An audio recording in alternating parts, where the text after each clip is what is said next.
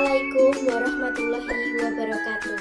Perkenalkan, nama saya Tina Mardiana, NIM Q200200031, Magister Pendidikan Dasar Universitas Muhammadiyah, Surakarta. Pada kesempatan kali ini, saya akan menjabarkan dan menjelaskan tentang pendidikan inklusi dalam bentuk mind mapping. Apa saja yang akan kita pelajari mengenai pendidikan inklusif? Kita akan belajar tentang hakikat pendidikan inklusif, jenis-jenis pendidikan inklusif, klasifikasi anak berkebutuhan khusus, penyelenggaraan pendidikan inklusif di sekolah, dan kekuatan pendidikan inklusif. Pada hakikat pendidikan inklusif bagi anak berkebutuhan khusus, kita akan mempelajari tentang pengertian pendidikan inklusif, tujuan pendidikan inklusif, dasar hukum pendidikan inklusif, dan prinsip pendidikan inklusif. Apa itu pendidikan inklusif? Pendidikan inklusif adalah sebuah sistem penyelenggaraan pendidikan bagi anak berkebutuhan khusus yang memiliki keterbatasan dan anak-anak lainnya yang disatukan dalam sebuah pendidikan tanpa mempertimbangkan keterbatasan masing-masing individu. Sedangkan tujuan dari pendidikan inklusif terdapat 5 macam. Yang pertama yaitu memberikan kesempatan kepada siswa seluas-luasnya, termasuk pada anak yang berkebutuhan khusus, untuk mendapatkan pendidikan yang layak sesuai dengan kebutuhannya masing-masing. Yang kedua yaitu membantu mempercepat program wajib belajar pendidikan dasar. Ketiga, membantu meningkatkan mutu pendidikan dasar dan menengah dengan menekan angka tinggal kelas dan putus sekolah. Keempat, yaitu menciptakan sistem pendidikan yang menghargai keanekaragaman, tidak diskriminatif, serta ramah terhadap pembelajaran. Dan yang terakhir yaitu memenuhi amanat Undang-Undang Dasar 1945. Dasar hukum pendidikan inklusif meliputi 1. Undang-Undang Dasar 1945 versi amandemen. Yang kedua yaitu Undang-Undang Nomor 23 Tahun 2002. 3. Yaitu Undang-Undang Nomor 20 Tahun 2003. 4. Peraturan Pemerintah Nomor 19 Tahun 2005. Selanjutnya yaitu prinsip pendidikan inklusif. Pendidikan inklusif memiliki prinsip-prinsip sebagai berikut. Yang pertama yaitu prinsip motivasi. Kemudian prinsip latar atau konteks, prinsip keterarahan, prinsip hubungan sosial, prinsip belajar sambil bekerja, prinsip individualisasi, prinsip menemukan, dan prinsip pemecahan masalah. Setelah kita mengetahui apa itu hakikat dari pendidikan inklusif, kita akan mengetahui lebih dalam lagi mengenai jenis-jenis pendidikan inklusif. Pendidikan inklusif terdapat 3 macam jenisnya. Yang pertama yaitu pendidikan segregatif. Yang kedua adalah pendidikan integratif, dan yang ketiga adalah pendidikan eksklusif. Pendidikan segregatif adalah sebuah pendidikan yang mencampurkan antara anak berkebutuhan khusus dengan anak-anak reguler. Pada pendidikan segregatif ini memiliki kelebihan dan kelemahan. Kelebihannya yaitu ABK atau anak berkebutuhan khusus dapat belajar dengan anak-anak reguler lainnya dan memiliki kemampuan sosialnya yang lebih berkembang.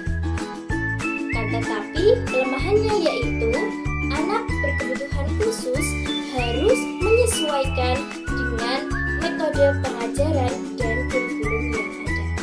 Pendidikan integratif yaitu sebuah pendidikan yang dinamakan Satuan Pendidikan Khusus atau SLB. Untuk tipe ini memiliki kelebihan dan kelemahan sebagai berikut, yaitu kelebihan pelayanan pendidikan dengan metode khusus sesuai dengan kondisi anak berkebutuhan khusus. Sedangkan kelemahannya yaitu sosialisasi anak terbatas sehingga kemampuan sosial anak tidak berkembang secara baik. Pendidikan eksklusif adalah sebuah pendidikan yang istimewa dan terpisah dengan peserta didik lainnya. Untuk pendidikan eksklusif ini memiliki kelebihan dan kelemahan.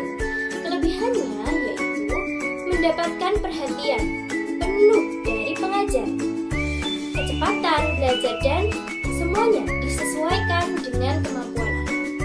Sedangkan kelemahannya yaitu kehidupan sosial yang kurang luas dan kurang memiliki daya saing.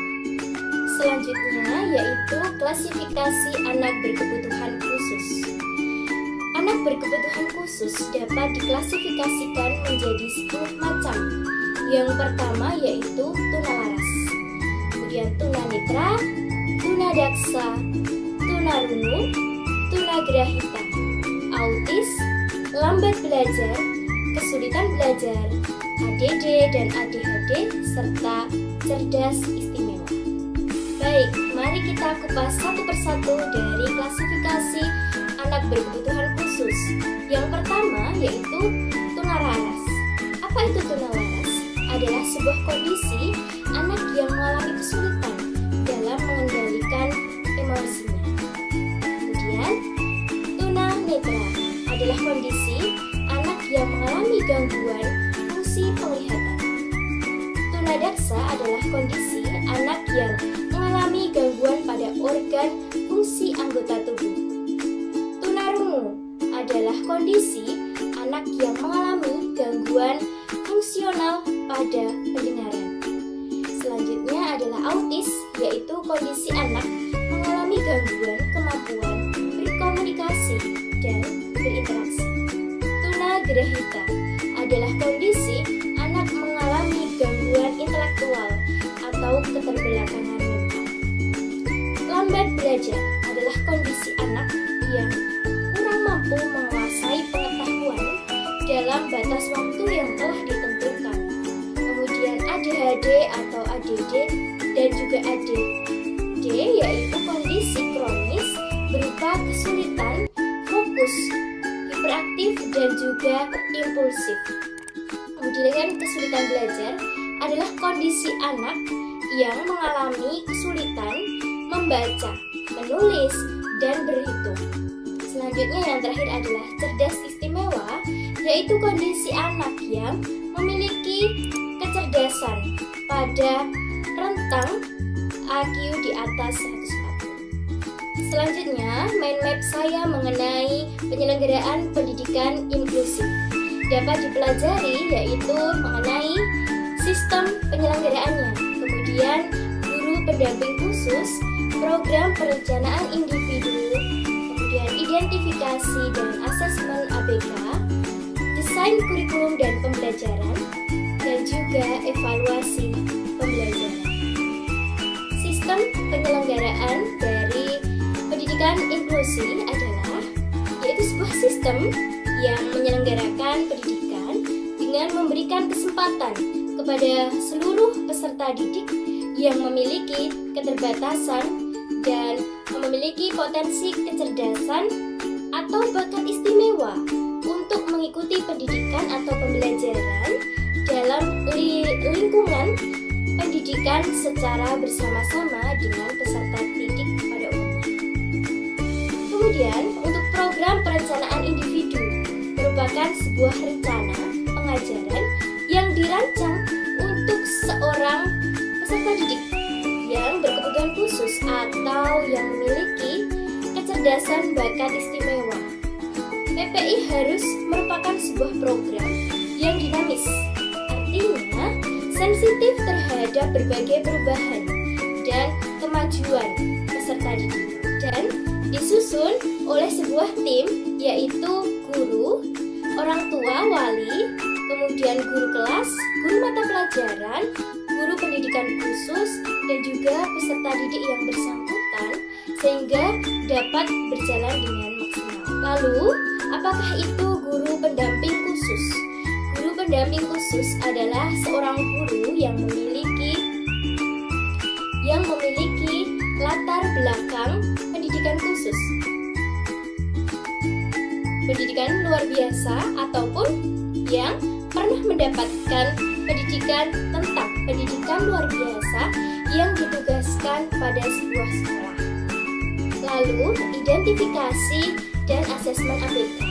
Proses ini merupakan sebuah proses yang sangat penting, yaitu digunakan untuk mengumpulkan referensi atau informasi selengkap-lengkapnya mengenai anak berkebutuhan khusus, berkenaan dengan kondisi yang dialaminya dan juga karakteristik anak tersebut.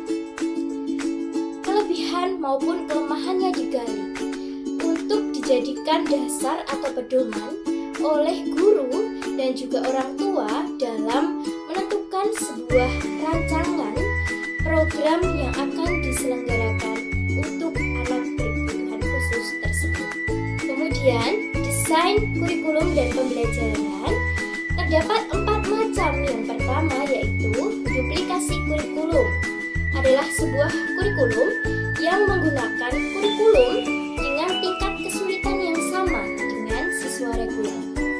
Kemudian selanjutnya yaitu modifikasi kurikulum. Adalah sebuah kurikulum reguler disesuaikan dengan kebutuhan dan kemampuan anak berkebutuhan khusus. 3 yaitu substitusi kurikulum. Adalah beberapa kurikulum reguler yang ditiadakan dan diganti dengan yang setara. Dan yang terakhir yaitu omisi kurikulum. Adalah sebuah kurikulum di mana di dalamnya terdapat beberapa kurikulum reguler yang ditiadakan karena tidak memungkinkan untuk digunakan bagi anak berkebutuhan khusus. Lalu, apakah ada kekuatan pendidikan inklusif? Ternyata ada.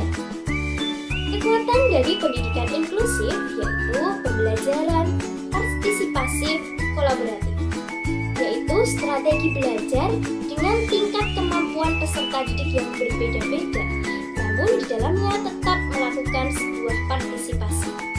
Lalu, partisipasi orang tua. Orang tua terlibat dalam segala kegiatan yang dilaksanakan, karena segala sesuatu yang dialami oleh anaknya diinformasikan kepada guru untuk kemudian ditindaklanjuti dalam sebuah program yang akan dilaksanakan dalam pembelajaran untuk anak berkebutuhan khusus tersebut.